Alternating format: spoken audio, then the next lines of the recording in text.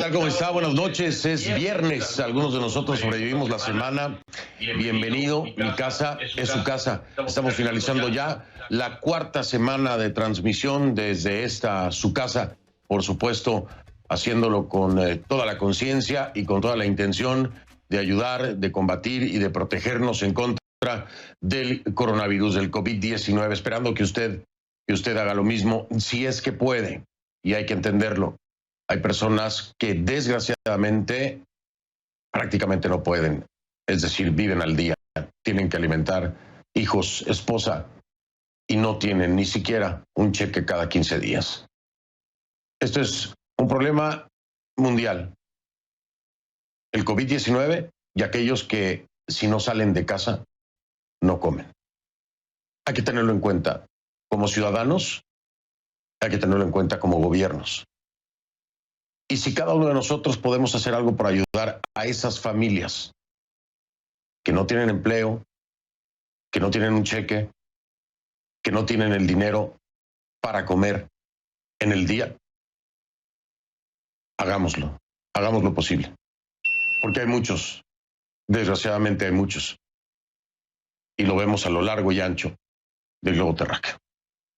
Le voy a mostrar imágenes en vivo de Miami, en el Brickell City Center. ¿Recuerda usted que esta semana le dije que había buenas noticias en la Florida porque había bajado el número diario de contagios? Bien, pues hoy le tengo malas noticias de nuevo porque el Departamento de Salud del Estado anunció la cifra más alta de nuevos casos confirmados de COVID-19 desde que inició la pandemia. Los casos de hoy, viernes 17 de abril, sobrepasaron los 1,400, elevando el número total de casos en el estado de la Florida a 24,753.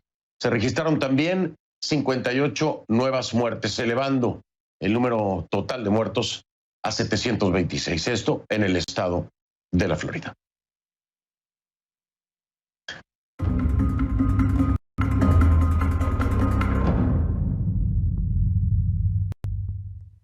Y le pido que a partir de este momento me acompañe utilizando la etiqueta numeral Conclu COVID Latam 11. El numeral es Conclu COVID Latam 11, el hashtag Conclu COVID Latam 11. Sus comentarios con esta etiqueta, por favor, a mi cuenta en Twitter, @soyfdelrincón, @soyfdelrincón. Conclu COVID Latam 11. El coronavirus se sigue cobrando vidas, como usted lo sabe, en 185 países y regiones del mundo. Tenemos que hablar a esta hora de más de 2,2 millones de personas contagiadas en el mundo y al menos 153,800 muertos. Cuanto más se propaga el virus, pues más crecen las diferencias, ¿no? Sobre cuál es la mejor forma de superar esta crisis. Eso está pasando aquí en los Estados Unidos, a pesar de que las elevadas cifras no deberían dejar lugar a dudas. Se está dando este tipo de confrontación. En Estados Unidos hay más de 700,200 casos de coronavirus. 700,200 casos de coronavirus. Y al menos 36,800 fallecidos. Del discurso conciliador el jueves, Donald Trump pasó a la estrategia divisoria hoy viernes. El presidente arremetió contra los gobernadores demócratas en 3 estados clave para las elecciones de noviembre. Después de decir que era decisión de ellos decidir cuándo reabrir los estados, Trump abogó hoy por la reapertura inmediata. Claro, lo hizo a través de tuit, ¿no? 3 tuits, muy directos y polémicos. Decía, liberen Michigan, liberen Minnesota, liberen Virginia. Así lo escribió Donald Trump. Y eso alentó las protestas de los grupos conservadores en esos estados. Miles de personas desafiaron las órdenes de quedarse en casa y las reglas de distanciamiento social para protestar contra el confinamiento. En conferencia de prensa esta tarde, el presidente estadounidense habló sobre el origen del coronavirus, su opinión. Parece estar en desacuerdo, por supuesto, con la del doctor Fauci, que es el director del Instituto Nacional de Alergias y Enfermedades Infecciosas, pero mírelo usted.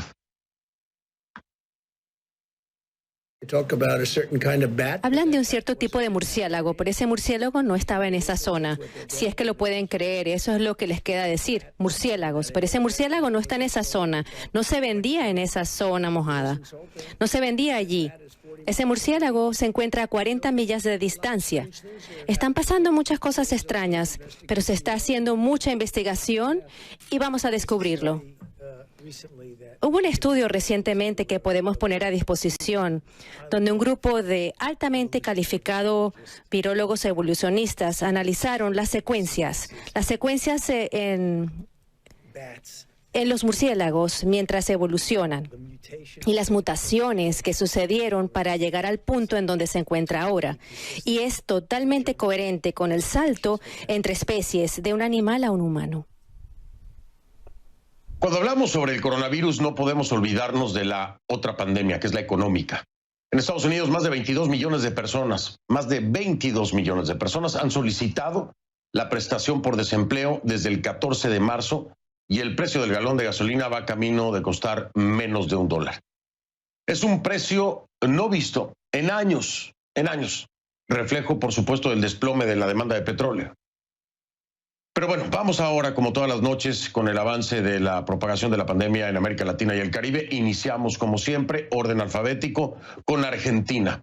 Hay más de 2.758 casos y 129 muertos. Esto en Argentina. En Bahamas, 54 positivos y 9 muertos. Belice sigue con 18 casos y 2 defunciones. Bolivia, 493 casos y 31 muertes. En Brasil, 33.682 contagios y 2.141 fallecidos. Esto en Brasil. En Chile se confirman 9.252 casos y 116 muertos. Colombia reporta 3.439 contagios y 153 fallecidos. Costa Rica, 649 casos y 4 muertos. Cuba, allá el régimen reconoce al menos 923 contagios y 31 defunciones. De ahí nos vamos a Ecuador, 8.450 casos en Ecuador y 421 fallecidos de acuerdo con las cifras oficiales. Vamos ahora con El Salvador, 177 contagios y 7 víctimas mortales. En Guatemala, al menos 214 personas han contraído el virus y 7 han muerto. En Haití, 43 casos y 3 muertos. Honduras, la última actualización de Honduras fue de 442 casos y 41 muertos. En Jamaica hay 143 contagios y 5 muertos. México, 6.875 casos confirmados y 546 defunciones. Nicaragua, después de que reapareciera, después de 34 días, Daniel Ortega, se mantiene desde hace días con 9 casos y la actualización en la cifra de muertos es 1, porque así lo dijo Daniel Ortega, que quede claro. En Panamá, 4.210 casos y 116 fallecidos. En Paraguay, 199 contagios y 8 muertos. En Perú, 13.489 casos de contagios y 300 muertos. En la Isla del Encanto, en Puerto Rico, los casos son ya 1.068 y 58 muertes. En República Dominicana, 4.126 contagios y 200 fallecidos. En Uruguay le digo que acaban de mandar una actualización, están reportando 508 casos de coronavirus, 294 de ellos dicen se recuperaron y 9 fallecidos. Así que esa gráfica, más de 500, le digo puntualmente, 508 casos de coronavirus acaban de informar. Y se sigue manteniendo con 9 fallecidos. Uruguay. Venezuela, el régimen de Maduro reconoce 227 casos y 9 defunciones.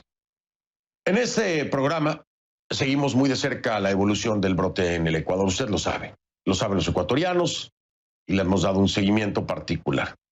Especialmente en Guayas, puesto que en esa provincia se registra más del 68% de los casos que se contabilizan en el país. Sin embargo, las cifras oficiales no cuadran. Son cuanto menos sospechosas, ¿no? Pero no cuadran. En Guayas, el gobierno de Lenín Moreno reconoce 5.777 casos de coronavirus, pero solo 193 muertes. por esa causa, por el coronavirus, desde que empezó la pandemia. Pero fíjese, en contraste, la Fuerza de Tarea Conjunta, creada por el gobierno, contabiliza 6,703 fallecidos. Eso en los primeros 15 días de abril, ahí en la provincia, ¿no? A ver, ahí entran, para dejarlo claro, en esos 6,703 fallecidos por coronavirus y también por otras causas. Pero lo que más llama la atención es que el promedio mensual de muertes en Guayas son alrededor de 2,000. Entonces estamos hablando de un incremento de muchos miles, ¿no? ¿Cómo es posible que hayan aumentado tanto las muertes por otras causas? Sería una tremenda coincidencia, ¿no? Y precisamente que pase en medio de esta pandemia. Ahora, la tragedia de los muertos se suma la de los que luchan por su vida y sus familiares no saben de ellos. No saben de ellos. Así están las cosas en Guayas, escuche. Nosotros acá estamos en zozobra con nuestros corazones tan dolidos, que a ellos no les interesa, ellos no nos avisan nada. Todo es para avisar que se mueren, nada más. Es triste lo que vivimos aquí, es triste. Y dicen pronóstico reservado y no nos dicen nada más. Y nosotros nos desesperan, ya dicen váyanse a la casa y después lo llamamos. Pero no van a comprar medicina aparte y medicina que es un poco costosa y a veces no hay en ningún lado. En la capital del país, en Quito, equipos y suministros están listos en caso de una eventual crisis debido al manejo de los cuerpos de las víctimas de COVID-19. Hoy se colocaron 5 contenedores fríos fuera de un hospital y más de 300 ataúdes donados por el sector privado. Mientras tanto, en Guatemala, 223 deportados desde Estados Unidos están en cuarentena. Sí, 223 deportados desde este país, desde Estados Unidos, allá en Guatemala están en cuarentena. El gobierno habilitó un albergue para atenderlos. Dice que trabaja con las autoridades estadounidenses para garantizar el estado de salud de los repatriados, quienes volverán a ser sometidos a la prueba de coronavirus para que los resultados se analicen en Estados Unidos. Hasta ahora, fíjese usted, al menos 44 de esos deportados han dado positivo, según informan 2 fuentes a CNN. Pero, ¿qué está pasando, no? Hemos estado atendiendo esta semana el tema de los migrantes detenidos en instalaciones de ICE en los Estados Unidos, de los migrantes detenidos en instalaciones de México. Ahora estamos hablando de la deportación de guatemaltecos que estarían infectados de coronavirus y créamelo, los guatemaltecos son guatemaltecos y son bienvenidos en su país como los mexicanos en México. Pero con coronavirus serán bienvenidos siempre y cuando se tenga la conciencia de que así es. Desde antes de salir se avisa a las autoridades en Guatemala que van personas enfermas con coronavirus para que se tomen las medidas, pero parece que no hay este tipo de coordinación. El doctor Yamatei, y se lo tenemos que reconocer, hubo una gran polémica porque llegó un grupo de estos deportados al aeropuerto. Para él, muy tarde, no los pudieron atender, de acuerdo al doctor Yamatei, y los tuvieron que dejar pernoctar ahí hasta que los atendieran, le hicieran la prueba y supieran si tenían coronavirus. No le estoy diciendo que qué bueno que durmieron ahí, ¿no?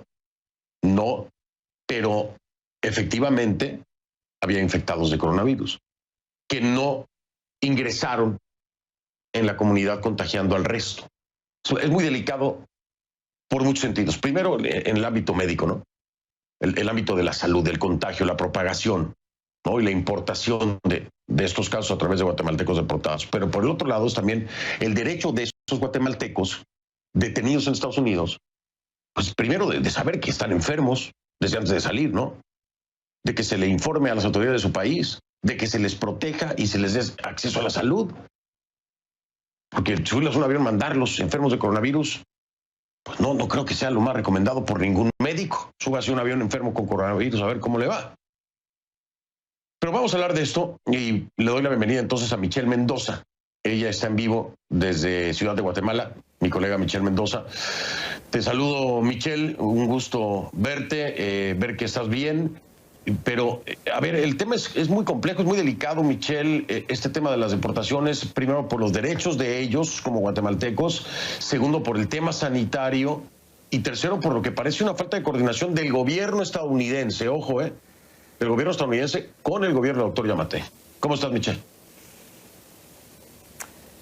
Un gusto saludarte, Fernando. Gracias por esta nueva oportunidad de poder estar en tu programa. Te cuento la situación. Es una polémica que inicia desde principios de esta semana, o va un poco más atrás, ¿no? Del 13 de marzo, el presidente de Guatemala comienza a imponer algunas medidas bastante fuertes. El 16 cierra las fronteras. Ese día comienza entonces a darse la pregunta qué iba a pasar con los vuelos de los deportados, de los connacionales deportados a Guatemala. Se da una situación de sospecha de algunos contagiados. El 26 de marzo llega un vuelo del cual resultan ya entre 5 y 7 personas deportadas contagiadas, según lo confirmó el propio Ministerio de Salud. Pero la polémica estalla este lunes con la llegada de un vuelo que ya de hecho hace algunos minutos el presidente Alejandro Giammattei dijo en cadena nacional y confirmó que gran parte de ese vuelo ha llegado contaminado a Guatemala con COVID. Él mencionó que un grupo de expertos de la CBC en Atlanta eligieron de ese grupo del vuelo de deportados compuesto por 76 personas, eligieron al azar a 12 de ellos y entonces la sorpresa fue que los resultados dieron positivos para los 12 de ellos. Entonces, hace algunos minutos, el mandatario Giammattei hizo un llamado al embajador de Estados Unidos en Guatemala y dijo que se suspenden los vuelos de los deportados hasta que no se dé fe o certeza de que ellos no van a venir contagiados, porque hubo un convenio que se firmó hace algunas semanas que, según el presidente, no se ha cumplido. Escuchemos. Que a partir de hoy, hasta que se cumpla con el convenio suscrito por los dos países, que nos dé la certeza de que esas personas van a venir con un certificado que nos demuestre que están libres del coronavirus, quedan en suspenso los vuelos de deportados. Fernando, atrás de mí se encuentra el parque industrial, este lugar que se ha adecuado para atender a todas las personas, y aquí atrás también están los connacionales quienes ya están siendo sometidos a un tratamiento para poder apoyarlos en esta nueva batalla. La incertidumbre gira en torno precisamente a ese convenio que ellos dicen han firmado hace algunas semanas. ¿Qué pasó? Lo que sabemos es que el Instituto Nacional de Migración de Guatemala ha confirmado que llegaron desde el 13 de marzo hasta el 14 de abril, 18 vuelos con connacionales. Son más de 2,000 de ellos quienes han llegado a Guatemala. En aquel momento se trasladaban a sus comunidades a una cuarentena y comienzan a surgir estos casos. Pero básicamente el presidente decía que el aumento desmedido de estos casos se debe ahora a los connacionales que han sido repatriados. Michelle, habíamos reportado precisamente aquí en Conclusiones, una investigación especial que hizo nuestra Kay Guerrero, este problema y esta denuncia de varios detenidos en centros de ICE aquí en los Estados Unidos sobre la falta de protocolo sanitario. Esto estaría confirmando entonces que estos guatemaltecos habrían adquirido el coronavirus en centros de detención estadounidenses de ICE. ¿Esto es correcto? Esa información todavía no la tenemos confirmada, dado que justo en el portal de ICE hacen mención, o la respuesta que se ha dado directamente a CNN, es que muchas de las personas, según dicen ellos, han sido detenidas y al momento de ser detenidas son trasladadas directamente para ser deportadas. Pero obviamente pues hay que esperar ahora la otra parte de las preguntas que se le hace entonces a ICE para determinar específicamente qué está sucediendo en los centros de detención. Te doy un ejemplo. Los vuelos que han llegado en estos últimos días han venido de Brownsville, Texas. Los centros de detención allá y algunos medios locales en Estados Unidos también están arrojando una serie de noticias que giran en torno a posibles contagios, incluso entre las personas que laboran allí. Es información que todavía no tenemos confirmado.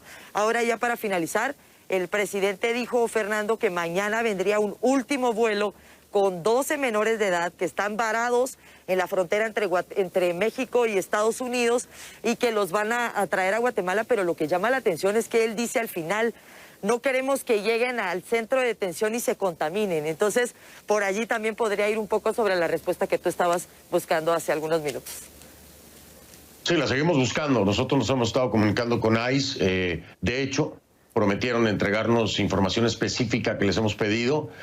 Seguimos a la espera. Me imagino que tendrán mucho trabajo y mucho papeleo, pero confío y espero que para la semana que entra podamos dar las cifras sobre este tema en particular, que es sumamente delicado. Michelle Mendoza desde Guatemala. Gracias, Michelle. Con mucho cuidado, por favor.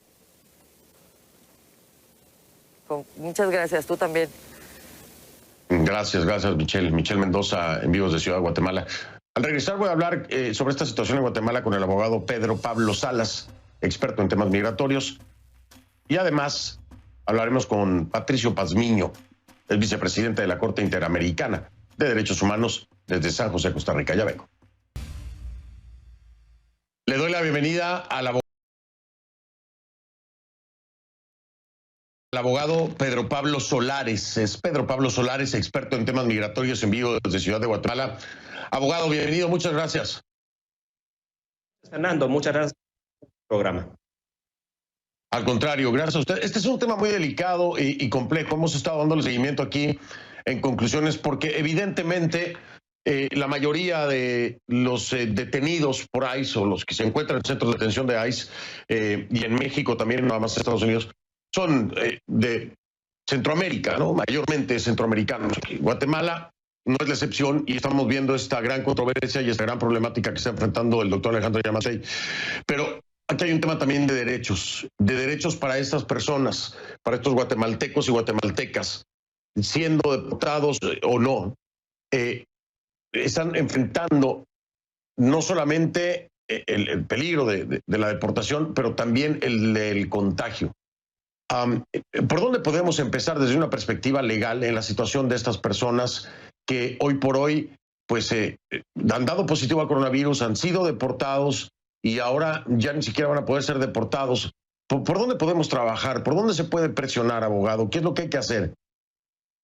Sí, Fernando, mira, ese es un problema que primero hay que dimensionar el gran tamaño que tiene. Tenemos en Guatemala más o menos unos 50,000 personas deportadas al año solo de Estados Unidos y más o menos una cantidad similar desde México también. Es decir, nosotros en Guatemala recibimos 100,000 deportados promedio anual desde esos dos países. Y, Fernando, para hablar de derechos, yo creo que hay que hablar no de personas deportadas ni de migrantes, sino que esos son ciudadanos guatemaltecos y el Estado guatemalteco, su constitución, se debe a proteger los derechos de estas personas.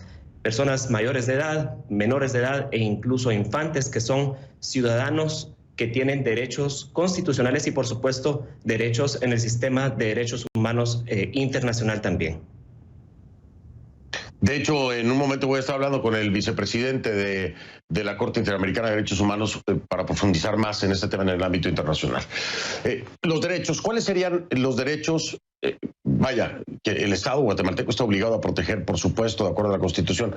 Pero ¿cuáles serían los derechos que están en juego, que están en peligro aquí con esta situación para estos hombres, mujeres, niños y personas de la tercera edad que están entre Estados Unidos, México y Guatemala? ¿Cuáles serían los primeros puntos que resaltar en cuanto a sus derechos?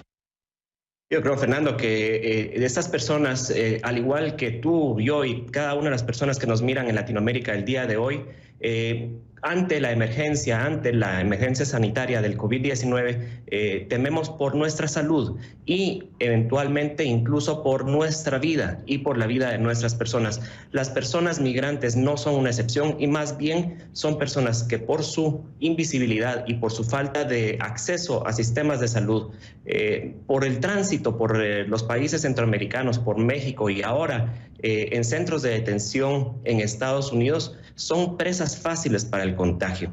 Tenemos que resaltar, Fernando, que el derecho a la vida, el derecho a la salud, en este caso están siendo muy expuestos, porque si COVID viene a hacer algo, Fernando, en el tema de los deportados, es que desnuda una realidad que no es nueva.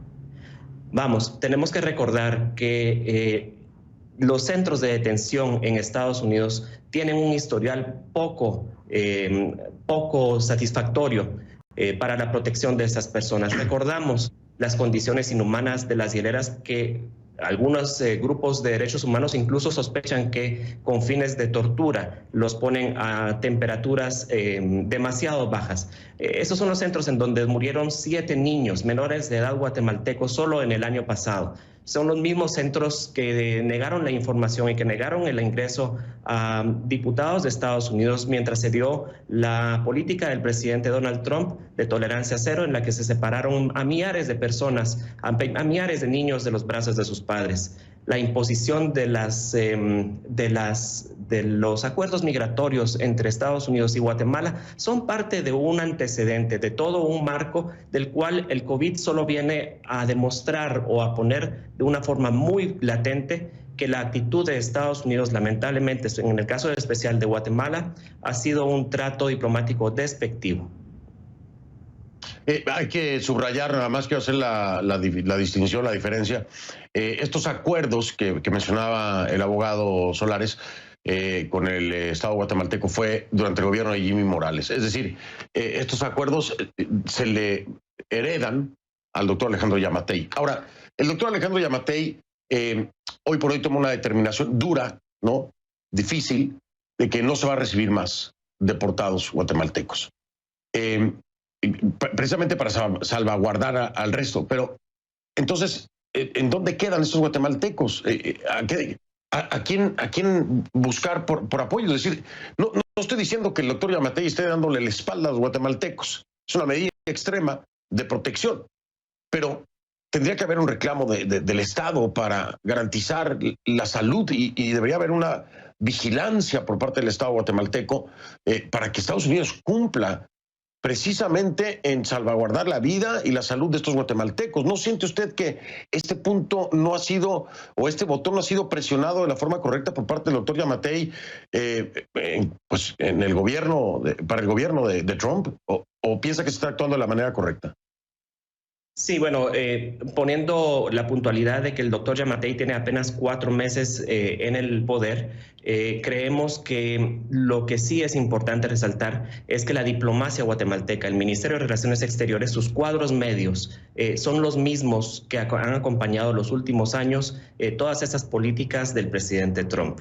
Es decir, el doctor Yamatei tiene, en mi consideración, una lucha interna que debe reformar o que debe observar adentro del país para ver si tiene la fuerza necesaria en su fuerza diplomática para poder apartarse de, recordamos la política de adhesión que tuvo el presidente Jimmy Morales a la política de la Casa Blanca del presidente Trump, y ver si va a tomar una nueva determinación. Yo creo que estamos viendo ciertas muestras por parte del doctor Yamatei, por ejemplo, presionando o insistiendo ante el gobierno de Estados Unidos para que detengan esos vuelos. Pero como mencionabas, Fernando, yo creo que no hay una salida perfecta. Realmente es un caso en el cual las personas deportadas están entre la espada y la pared. Miren, aquí en Guatemala hay una situación de mucho miedo de las comunidades y yo creo que es natural. Porque a nadie le puede gustar que vengan personas con altas posibilidades de contagio. La comunidad tiene miedo, el Estado es débil. Estamos hablando de comunidades que quedan a 10 horas de la civilización y la información, la presencia estatal es nula en esos lugares. Yo creo que el doctor Yamatei tomó una medida muy fuerte en la cual le dio importancia, por ejemplo, a la protección de las comunidades guatemaltecas y le dio importancia también a la protección del sistema tan débil que hay aquí para poder enfrentar a la pandemia, pero lamentablemente es indispensable decirlo que estas personas que quedaron atrapadas en los centros de detención porque Guatemala ya no los va a recibir son personas altamente vulnerables en lo que algunos han considerado una bomba de tiempo que va a explotar en las cárceles de la frontera. Qué triste, entiendo lo que me dice. Qué triste situación para una persona, para un guatemalteco, para quien sea, ¿no? Estar ahí, no me dejan salir, pero tampoco puedo ir a mi país. Entonces, ¿a quién le pido ayuda a mi país? O le pido ayuda a ICE no me la va a dar. Es una cosa horrorosa. Es una cosa horrorosa. Además, si las denuncias que han hecho son ciertas, no se les está dando la atención sanitaria necesaria y el cuidado. Pero qué difícil, porque uno se debe sentir abandonado completamente allá adentro. Es horrible, no me da la cabeza para entender cómo pueden abandonar así a un ser humano, porque se está abandonando. Entiendo lo que hacen los estados para proteger al resto, lo entiendo perfectamente. No estoy criticando al doctor Yamatei. Me estoy poniendo en los zapatos de ese guatemalteco, o de ese hondureño, o de ese salvadoreño, o de ese quien sea, que está en una cárcel que no tiene ni acceso a los medicamentos necesarios. Debe ser horrible, perdón, es una reflexión, me tocó la fibra horriblemente esta situación, abogado. Me despido de usted, voy a hablar con la Corte Interamericana de Derechos Humanos, porque debe haber algo ahí, ¿no? Que puedan hacerse. Por lo pronto, gracias por darnos todo este contexto y ampliar la perspectiva sobre esta situación que pasa con guatemaltecos hoy y se está reportando hoy, pero pasa también con salvadoreños, hondureños y muchas nacionalidades. Abogado, gracias. Que pase el mejor fin de semana que pueda. Igualmente, Fernando. Buenas noches. Buenas noches. Soy el abogado Pedro Pablo Solares, experto en temas migratorios en vividos de la ciudad de Guatemala. Qué horror, ¿no? Qué horror.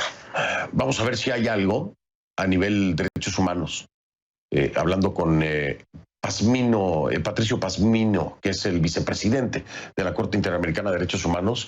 Después de la pausa, él está en San José, Costa Rica. Vamos a hablar con él. Hay un documento reciente donde en uno de los puntos, precisamente la Corte Interamericana de Derechos Humanos toca esto de los migrantes. Ya regreso.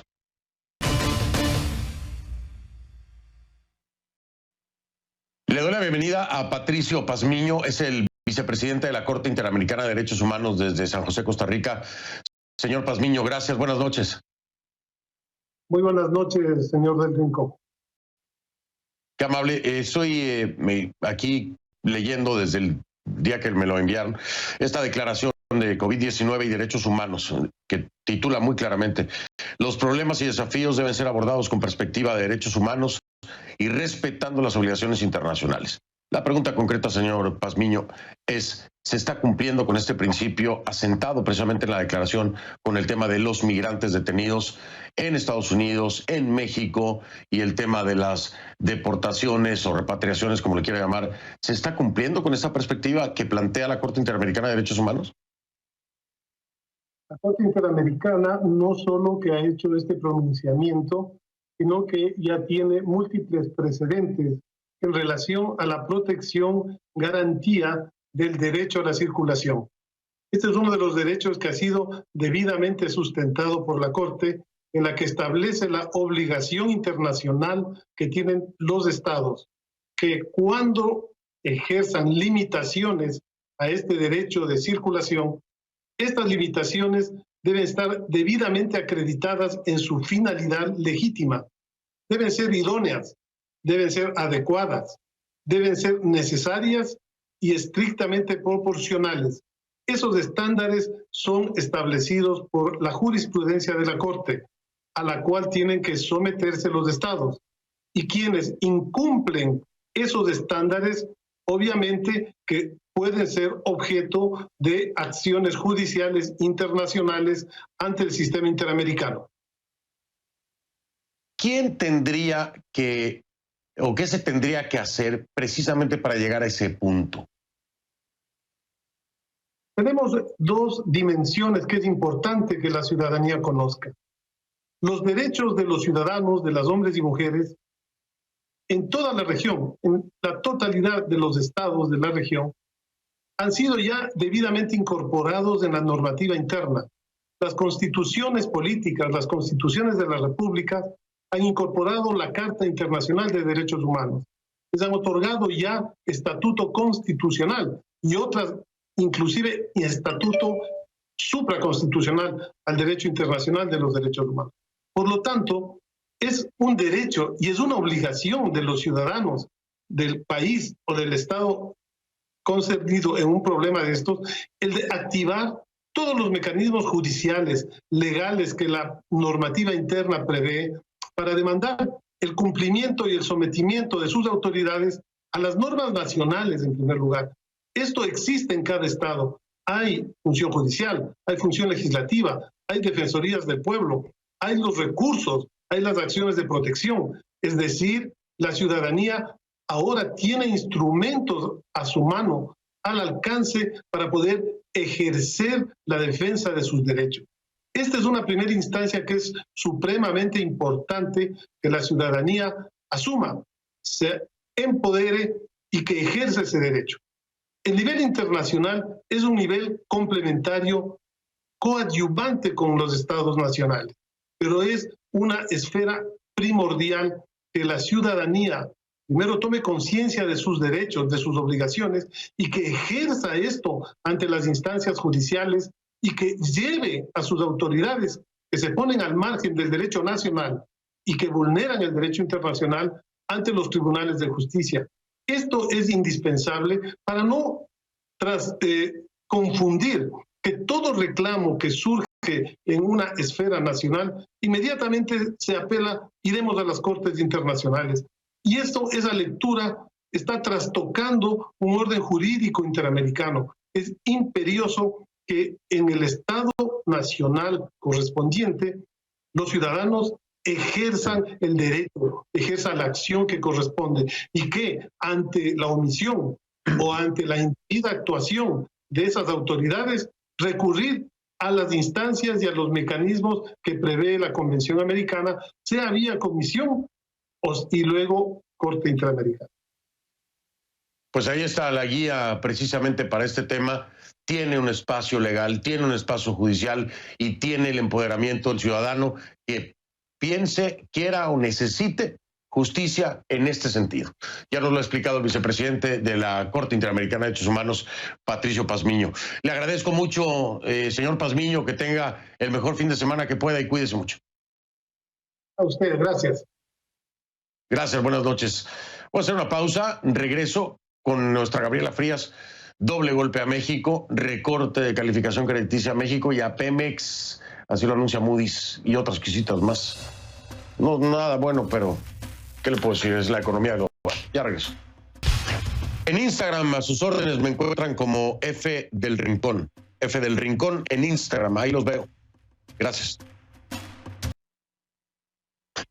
Soy Fernando del Rincón, buenas noches, recuerda es viernes. Le digo algo, es una palabra complicada, pero es el momento de usarla. Disciplina. Disciplina.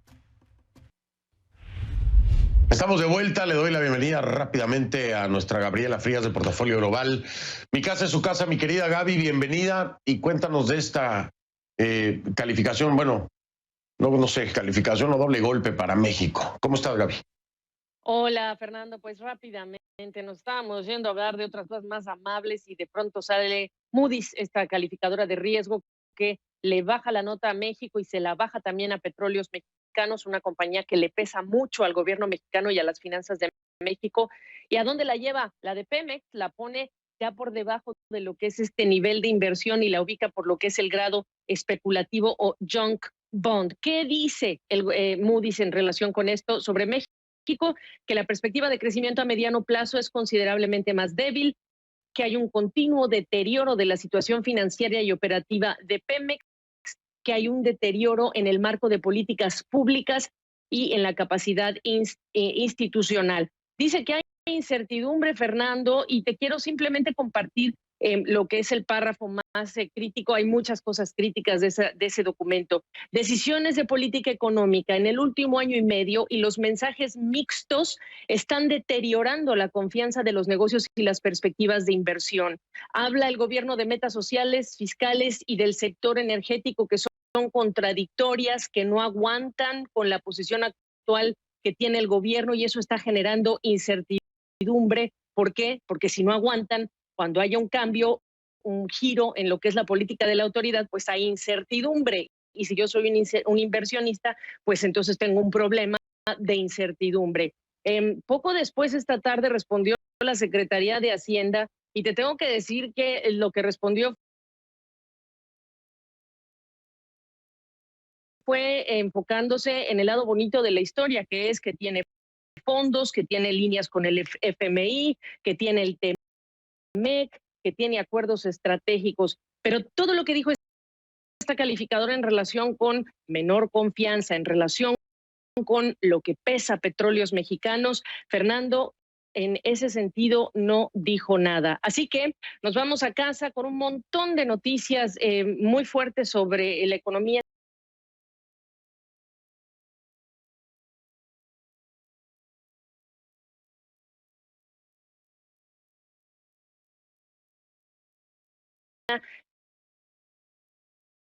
pero por supuesto que veremos qué sucede el lunes en el caso de México, los bonos de Pemex, que cuando están en ese nivel, pues hay inversionistas que tienen que desprenderse de ese tipo de papeles que tienen esa calificación. Entonces vamos a ver si salen a vender, pero esto simplemente está haciendo que llueva sobre mojado, y Moody's también dice que son insuficientes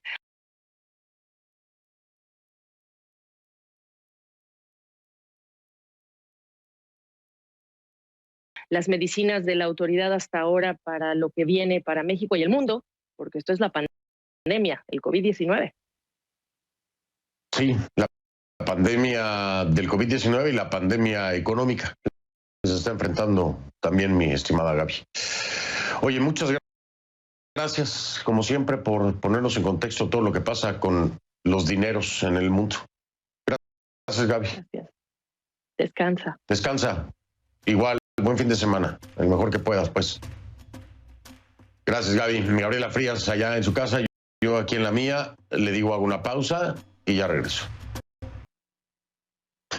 Soy Fernando del Rincón, buenas noches, recuerda es viernes. Le digo algo, es una palabra complicada, pero es el momento de usarla. Disciplina. Disciplina. Cuarta semana encerrado en este estudio trabajando para usted, en casa, en mi casa. Pero sé que es necesario, y si tiene que ser 8, serán 8. Piénselo, no se desespere y seamos disciplinados. Una buena herramienta. Lo dejo con imágenes en vivo de Miami. Pásela bien.